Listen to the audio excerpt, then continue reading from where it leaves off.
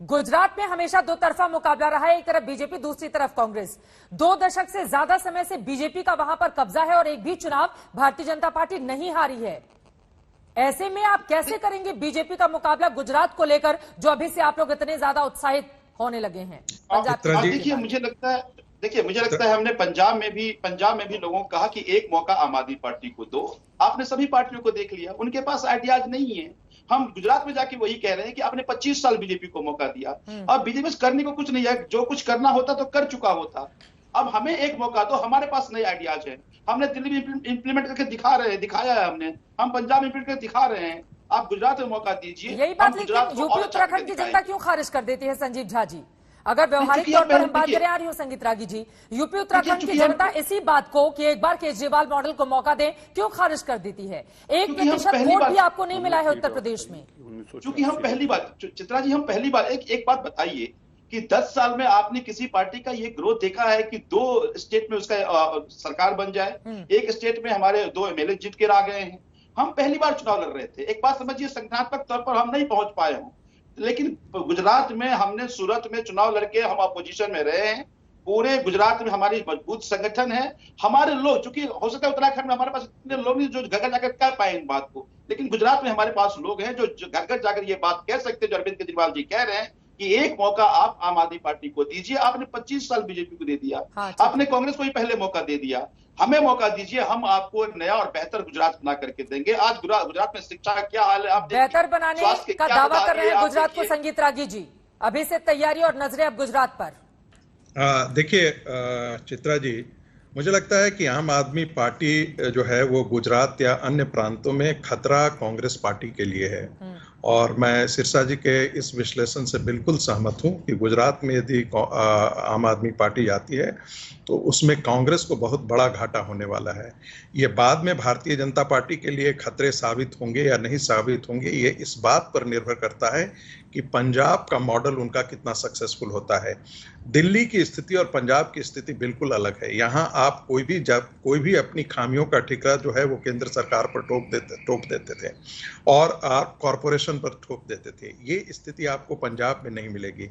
आप जिन रेत माफियों को, शराब माफियों को, जो है ट्रांसपोर्ट माफियों की बात कर रहे हैं, साथ साथ सिक्योरिटी, वो एक बॉर्डर एरियाज भी है, सिक्योरिटी चैलेंजेस वहाँ अलग हैं। यहाँ पर एक सरप्लस बजट में आप काम करते हैं, पंजाब में वो स्थिति नहीं है। पंजाब में आपके सामने समस्या ये रहेगी कि किसानों का उनको एमएसपी देना भी है, आप किसानों को मुफ्त बिजली, मुफ्त राशन जो गरीब हैं उनको देना है, बेरोजगारी खत्म करनी है। तो स्थितियां इतनी सरल नहीं रहेगी जितना अरविंद केजरीवाल सोच रहे हैं। इसके अतिरिक्त अरविंद केजरीवाल भगवंत मान नहीं है, यह हमें बताने की जरूरत नहीं है। मीडिया के लोग इसके बारे में बेहतर तरीके से जानते हैं। और मुझे यही चीजें हैं कि यदि पंजाब के अंदर जो कह रहे हैं, जहां तक आप गुजरात से तुलना करते हैं तो गुजरात पंजाब से भी बहुत कई गुना आगे हैं। ये आप नहीं कह सकते हैं। गुजरात के अंदर आप उनके विश्वविद्यालयों को देख लीजिए, टेक्निकल यूनिवर्सिटीज देख लीजिए, रिसर्च सेंटर देख लीजिए, वो दुनिया के प्रतिष्ठित से प्रतिष्ठित जो कैंपस हैं उनको वो पीछे छोड़ देते हैं। इसलिए उनकी तुलना आप नहीं कर सकते हैं। आप गांवों को देख लीजिए, उनको रोड्स को देख लीजिए, बिजली को देख लीजिए, किसानों की आय देख लीजिए, आपको बहुत बड़ा अंतर मिलेगा। इसलिए पंजाब के अंदर ठीक है, जो भ्रष्टाचार था वो चीजें थी, एक आपके लिए रास्ता क्लियर कर लिया। लेकिन संजीव जी, मैं आपको कह सकता हूं, आप गुजरात गए होंगे, नहीं है तो आप एक बार जरूर जाकर के देखिए, वहां की स्थितियां बिल्कुल अलग है। गांव तक ऐसा लगता है जैसे हम एक सेमी अर्बन क्षेत्र में आ गए हैं। इतना विकास वहां पर। सुरेंद्र राजपूत जी, आपके पास आऊंगी, लेकिन संजीव झा जी, संगीत रागी बता रहे हैं कि वहां पर सिर्फ मोदी मॉडल ही चलता है, सिर्फ उन्हीं का नाम चलता है। और उनका यह भी कहना है कि अगर आप वहां पर चुनौती बनने की कोशिश करेंगे तो आप कांग्रेस पार्टी का वोट काटेंगे, जिससे बीजेपी को फायदा होगा। देखिए, एक बात बता दूं, मैं म्युनिसिपल चुनाव में सूरत में 1 महीने था और मैं सूरत की गलियों में गया था, मैं अहमदाबाद में गया था, मैं अहमदनगर में गया था, मैं बड़ौदा में गया था। मैंने खूब गुजरात घूमा। अब मैं सूरत की ही बात करूं कि सूरत नदी के किनारे बसा हुआ शहर, लेकिन पानी वहां पे महंगा है। मैं ये कहते हैं कि वहां बिजली की खूब व्यवस्था है। आप ग्रामीण इलाके में चले जाइए, बिजली की क्या स्थिति आपको समझ में आ जाएगी। शिक्षा के कह रहे हैं कि शिक्षा के बहुत, संगीत रागी जी शिक्षाविद हैं, मुझे लगता है कि इनको मुझे समझाने की जरूरत नहीं पड़ेगी कि प्राइवेट अगर इंस्टीट्यूट कॉलेज छोड़ दीजिए तो सरकारी शिक्षा का बहुत बुरे हालात है वहां पे, अस्पतालों के बहुत बुरे हालात है वहां पे। तो मुझे यह लगता है, और देखिए चूंकि कांग्रेस पे लोगों का भरोसा नहीं है इसलिए बीजेपी वहां जीत कर आती रही है, और अभी भी जो परिणाम आप देखें तो ऐसा नहीं है कि बीजेपी को वोट पड़ रही है, लोग कांग्रेस पर विश्वास नहीं कर रहे। लोग ये समझते हैं कि अगर कांग्रेस को वोट करेंगे तो इनडायरेक्ट में वोट बीजेपी में चला जाता है, बाद में वोट के बीजेपी की सरकार बन जाती है, तो भरोसा नहीं रहा। बार-बार सूरत पर आप सबसे ज्यादा जोर दे रहे हैं संजीव झा जी, लेकिन मुझे याद आता है 2017 सूरत में सबसे बड़ा आंदोलन हुआ था सरकार के खिलाफ, लेकिन जब विधानसभा के रिजल्ट आते हैं तो पूरी की पूरी 16 की 16 सीटें वहां की जनता बीजेपी के खाते में डाल देती है। तो भरोसा कैसे पैदा करेंगे आप?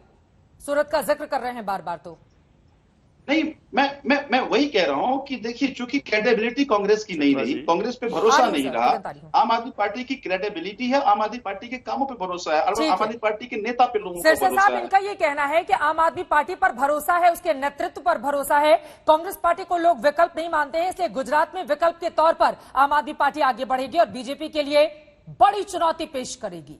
सिरसा साहब, देखिए, मैं पहले तो एक बात आपको चित्रा जी कहना चाहता हूं, और यहाँ पे जो आपके प्रवक्ता भी बैठे हैं और कांग्रेस के भी, एक बात हम सबको समझनी चाहिए कि गुजरात के लोग जो गुजराती भाई हैं, मैं आज उनको एक बात के लिए सलाम करता हूं, और हम सबको ये बात सीखनी भी चाहिए उनसे। वो अपने लीडर को इतना मान सम्मान देते हैं कि नरेंद्र भाई मोदी बोलकर देश में कहीं भी नरेंद्र मोदी जी को दुनिया में जाने का मौका मिलता है तो अगली कतार में वहां पे गुजरात के लोग, गुजराती खड़े, क्योंकि वो ये मानते हैं कि नरेंद्र मोदी जी के कारण पूरी दुनिया के अंदर गुजरातियों का परचम ऊंचा हुआ है। ये बात उनसे सीखने की है कि अगर उनकी कम्युनिटी का, अगर उनके स्टेट का कोई आगे आया है और उसने अगर स्टेट को बदला है तो उसको मान महसूस करते हैं, उसका वो धन्यवाद करते हैं। दूसरी बात, देखिए अरविंद केजरीवाल जी, ठीक है, वो उनको एक, मैं माफ करना, मैं अल्फाज ऐसा बोलना नहीं चाहिए पर सच्चाई बोलनी पड़ती है, वो नौटंकीबाज करके नौटंकी ड्रामा करते हैं। संजीव झा को याद होगा विधानसभा के अंदर एक यूनिवर्सिटी के लिए प्रस्ताव लेके आए थे, अरविंद केजरीवाल जी ने बड़े भाषण दिए और उन्होंने मनीष सिसोदिया जी ने बड़ा बताया जी ऐसी होती है, अमेरिका में ऐसा है, जर्मन में ऐसा है। फिर मैंने उनको पढ़ के बताया भी अभी तो तुम्हारी यूनिवर्सिटी की जगह भी नहीं है तुम्हारे पास, और जो जगह तुम्हारे पास है वो रिज में है, तुम्हारे इसमें लिखा हुआ है, और रिज में आगे लिखा है कि अगर हम ये नई जगह भी ढूंढने का प्रोसेस शुरू नहीं किया। ये बात मेरी वीडियो में बहुत प्रचलित हुई। इस तरह की ये लोग, मैंने जो पहले भी कहा था, ये वो लोग हैं जो गंजे को कहकर कंघी बेच देते हैं कि भाई तेरे बहुत सुंदर बाल हैं और तेरे बहुत अच्छे बाल आएंगे, ये कंघी का इस्तेमाल कर। वो अलग विषय हो सकता है, लेकिन गुजरात का मॉडल जो है वो सही मायनों में किसी पे दोष विदोष लगाने का मॉडल नहीं है। ये कहने का नहीं है मोदी मुझे काम नहीं करने देता, योगी मुझे काम नहीं करने देता, अमित शाह मुझे काम। वो मॉडल क्या है कि ये हमारा स्टेट है, हमने स्टेट को सुंदर बनाना है, बेस्ट एजुकेशन लेके आनी है। साबरमती के किनारे पर जाकर देखो, मैं अपने सिख भाइयों के बारे में आपको बता सकता हूं, वहां पे ऐसी नौबत है कि वो कहते हैं कि रात को 2 बजे भी अगर कोई बहन बेटी अकेली जाए तो उसको ये चिंता नहीं है कि उसके साथ कुछ दुर्व्यवहार हो सकता है या उसकी चेन को भी कोई हाथ डाल सकता है। और दिल्ली का आप हालात देख रहे हैं, मुझे बताने की जरूरत नहीं है।